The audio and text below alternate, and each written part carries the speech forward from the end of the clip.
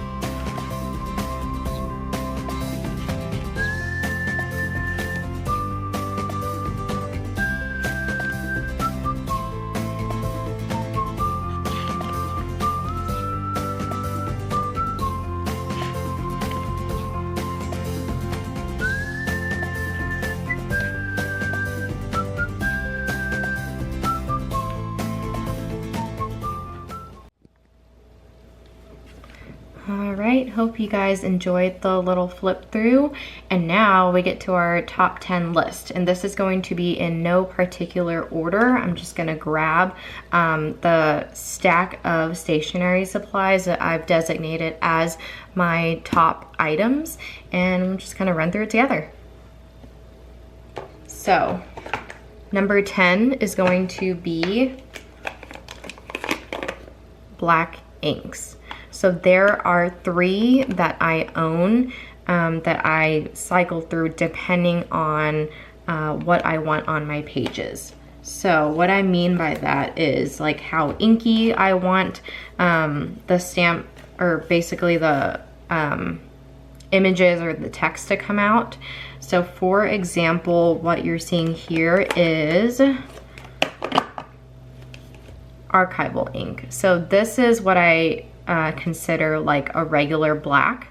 This is if I want more of like a faded charcoaly vintage look, and then this is when I want something like really inky. So I'll kind of go through and show you an example of both, but for the most part I do use this one a lot. So the days of the week, the weather, this text here is all archival ink. So let me run through and see. And for example here, this little bear stamp, you can see it is lighter. That is using this brand here. I'm not going to attempt to pronounce it, but this is the black ink here. So you can see it gives a lighter touch, which, just depends on the style. So let me see what else. What I want to do is find the inky one for you to see. Maybe I haven't used it as much as I thought lately.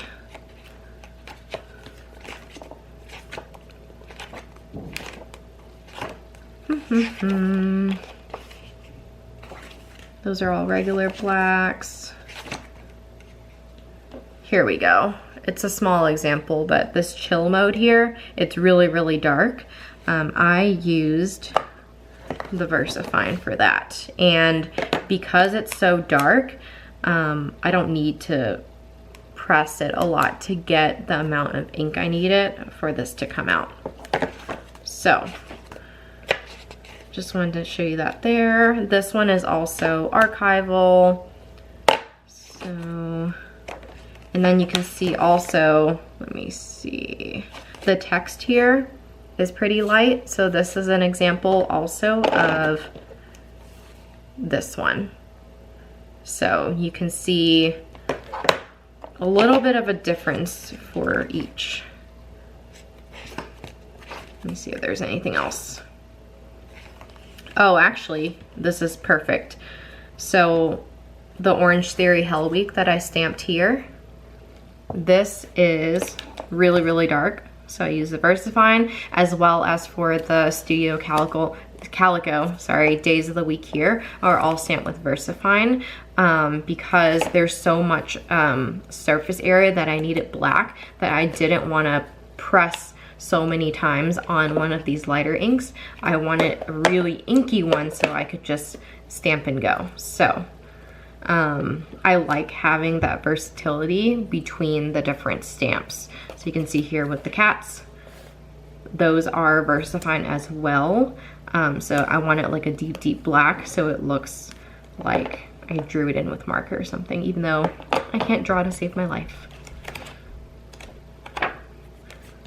So that is number 10, are my go-to inks. Number 9, since we're on the topic of inks, are the actual, not stamp pads, those were stamp pads, stamp blocks. So here are all of the stamp blocks that I have. Actually, I have one more, but it's just so big that I actually don't use it, so I don't have it here. It's stored in my drawer, but here, so you can see a little bit easier. This is for obviously like the longer stamps. This one, you can see I have my weather stamp, this line here, that I do for every day. So I basically just keep it on this stamp block and pull it out and stamp it when I need it. And probably my most used is not this one because it's pretty big. It's actually this one. I use this little circle one a lot because you can see it fits this guy here. It fits the days of the week. It fits any alphas that I want to stamp out. And I like it a lot because for all of these, they have the lines. So you can see that because I'm not good at keeping things straight. So this helps me get that view a lot better. And then I also have these little ones, and those are good for the small alphas, so stamping these little letters. But the only issue is it doesn't have the little lines that you see here. So sometimes I use this even though I'm stamping really, really tiny alphas. But this is really useful just because they're miniature size. So you can probably, or maybe read from these guys here, that I bought this as a set from scrapbook.com. So that's where these came from. And then I got these two little guys from Pinky Elephant, which is a stationery shop based in California. And these were sold out for a while. So I basically did the notification to wait for them to be in stock, and then I got them. So I think these are all super, super useful. And then scrapbook.com also has like sales and like freebies that come with purchases of X amount. So keep an eye out on that. So I love, love, love my stamp blocks. So that is number 9.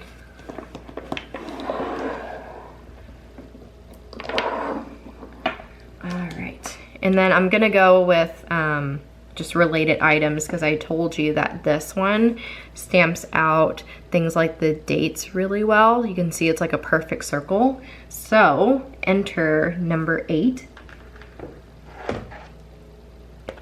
which are my date stamps. So this is probably my most frequently asked questions about my journals. Is just like, I want your date stamps. So I actually bought this like way before I even started this hobby, or maybe at the start of it, but I didn't know what I was going to use it for. I just thought it was pretty. So confessions of a shopaholic. I thought something was pretty, so I bought it. So this is the date stamp that I use for my journal, so you can see all that, right? So every few weeks or so, I stamp ahead a few weeks. That was a little redundant, I apologize. But I basically take out the month. It fits perfectly in here. I'll show you actually. I have to be very careful because I need to wash these stamps to get them to stick again. So if you have these, like, just be careful with the little numbers. So I'm taking out December. And you can see it fits perfectly in the circle. And you can line up just like that. And so I basically take that and stamp it down. So very useful. So I do that, and then every day of the week are these numbers here. And then I'll obviously stamp out the days of the week as well, Monday through Sunday, but I have different texts or different sets of alphas that I use for that. But I definitely wanted to highlight the date stamps here that are asked about a lot in my journal entries. So that is what I use. All right. Where are we? Okay, number 7 is going to be my HP sprockets. So I own 2. This is the 2x3 and this is the 3x4. You can see there's a huge size difference there, and I would say that the 2x3 is definitely the most popular. This one and its counterparts like the Canon Ivy is another popular one. For some reason, people don't like this one as much as the Canon Ivy, at least from what I've seen online, because of the way that the pictures print out. There are comparison videos of all of the different sticker photo printers, and when I say sticker photo printers, it's because these are all sticker back, so then once you print it out, you just peel it, and they use what's called like the zinc photo, so it's not like actual ink, so you don't, there's no wait for like a drying time. But this comes out, from what I've seen on the online reviews, a little warmer than the Canon Ivy. I feel like personally everyone sees color differently, but the Canon Ivy comes out slightly pink, and if I'm thinking about like printing photos or selfies or whatever, I am Asian, so I have like a yellow and pink skin tone. If I print with the Canon Ivy, I'm gonna come out pink. So, but I also like lean warm because I like the vintagey look. So what I do for all of my photos is you also have the ability to edit them. You can edit them directly in the HP app, or you can just edit it on your phone the way you like it. So what I do is I actually edit the photos that I want printed slightly cooler tone, and it comes out exactly how I like it. So I'll show you a few examples because I don't feel like they came out weird at all. So you can see here I edited these just slightly, and I think it's pretty true to color. Right, the sushi came out pretty good. And that's just personal preference, right? Like everyone has their own opinion on like what they think is a good photo, but I feel like this matches my spread just fine. Right, here's the Halloween spread. This was like at an outdoor bar. I think it came out really cool. And so this is what I mean by it's a little bit more of like a vintagey feel, and it matches how I decorate. You can see there, captures nature pretty well too. Some stationery.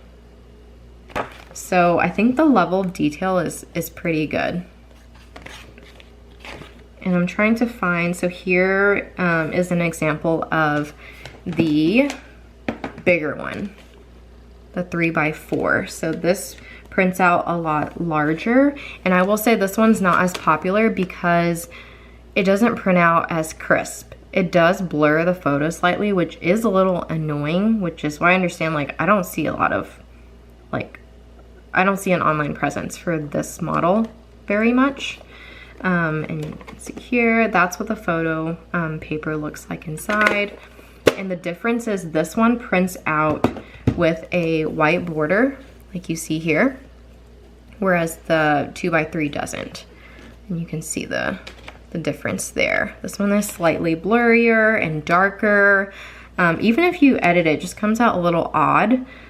So I use it sparingly just when I want a certain look, but I think with the family photo here, it kind of worked fine. And then here's another one where I recently used a 3x4. This one actually, like, surprisingly turned out pretty well. This is capturing my 2025 Hemlock and Oaks.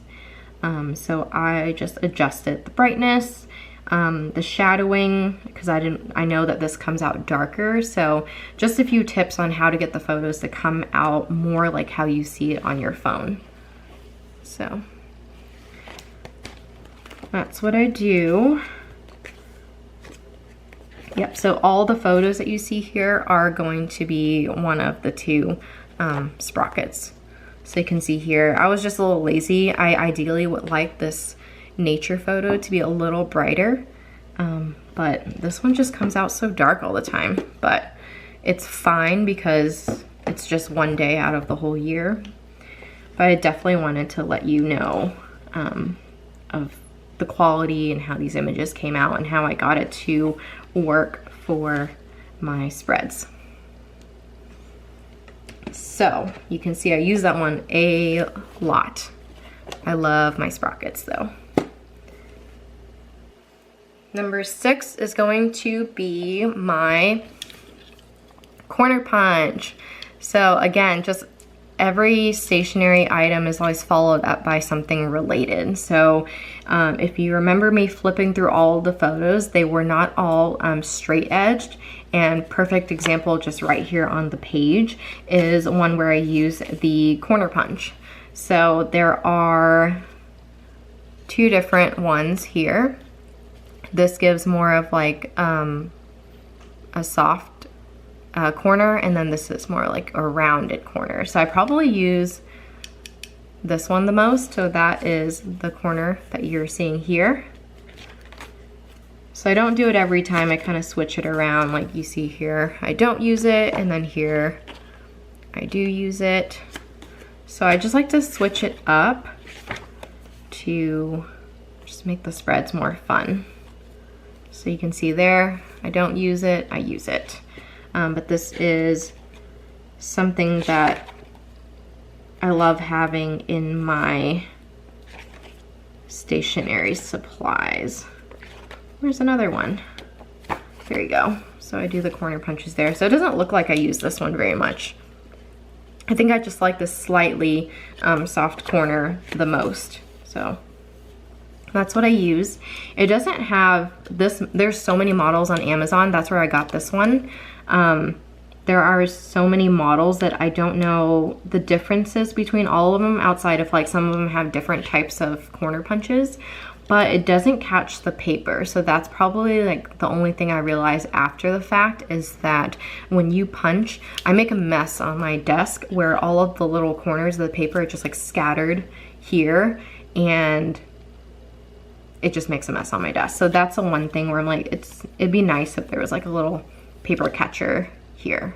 But otherwise, it's very inexpensive. I think it was like 10 bucks or something around that number. So that is something that I use a lot here too. Okay, number 5. Nothing really special, but I feel like everyone has to have a good pair of scissors, and it helps that it's cute. And then I want to talk about like washi cutting. I know that a lot of people use like a straight edge to cut their washi, but I haven't had a lot of success with it. I might just need more practice, but I honestly just use scissors for cutting not just the photos, because the other note that I would like to make is that you can do collages on your when you're printing your sprocket, where you can have like a few photos at once, and then I would just cut it and then put it in my spread. So I would use my scissors for it. This is from Archer and Olive. I think it's so cute, and it's the perfect size for cutting these tiny photos. So daily use in my stack. So I actually use it, that's what I meant to say, to cut my washi as well. I know a lot of people have like more of that worn washi look, something like this, where they just like rip it and it has this natural look, but I don't know, I'm kind of weird where you can see in my spreads that I like everything like pretty straight.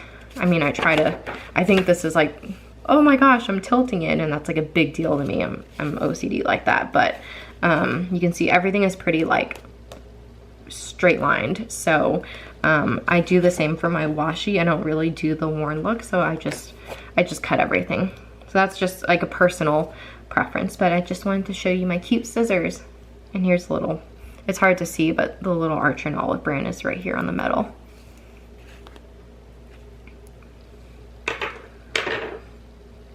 Next up is my, I think we're on number 4 now, are tweezers. So this is a must-have for stickers, especially like PET tape and like just tiny stickers in general. You always have to have a good pair of tweezers. I have a few, let's see, so this one's like my really cute one from Laurel Denise. I love gold, as you can tell. So I have this, it has a little cover on it, and it is a sharp point there. So I have 2 because I lose them often, so I think this one was just from Amazon. So these are my handy dandy tweezers for my stickers. Speaking of help for stickers, this I ended up, I don't remember why I bought it. I think I needed it to, because you can, maybe you can't see, but it has a pointy slanted edge. And I think I originally bought it to like cut paper. But because I constantly do my nails and I use dip powder, and when I get my nails done with dip powder, there are like 2 to 3 coats on it, so it makes my nails like not sharp. So it's hard to peel any sort of stickers, especially PET tape. So let me see if I can show you like why this is helpful. 1 second. Okay. So for PET tape, this is especially helpful.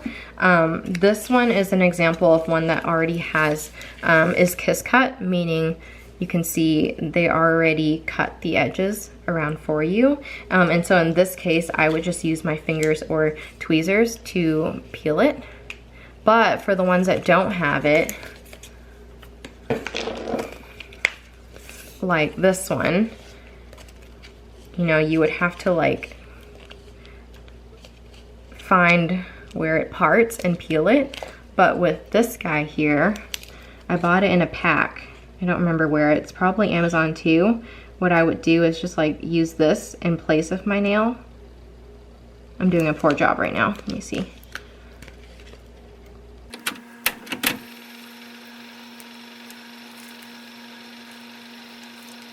And then I would use this to peel it like that.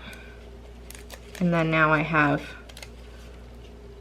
my sticker. So I use this to like peel off the corners, and then I'll use my tweezers to place it. So this replaces my fingernail. Put that back. Hope that makes sense. Okay, number 2, we're almost at the end, is basically what is your go-to pen? I know there are a lot of fountain pen lovers out there, gel pens, but I found myself loving my handy dandy Sharpie felt tip fine point pen. So you can see there. I tried the microns as well, but I found this easier to write faster with without any trouble or the sticking to the page, because it does feel like, because it's felt tip, kind of like a really thin marker more than a pen. But I like how thick it comes out on paper, and I don't want to deal with the skipping of a gel pen. So I typically use gel pens for like all of my other planners and notebooks, but specifically with the Hemlock and Oak, because the paper is so thick, it can take so well.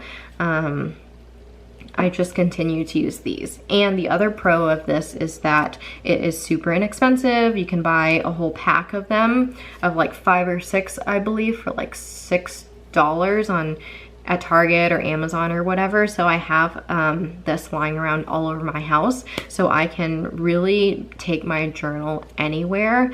So once I'm done decorating, I can just go to whatever corner of the house I want and journal. So this is the pen that you see used in all of my spreads.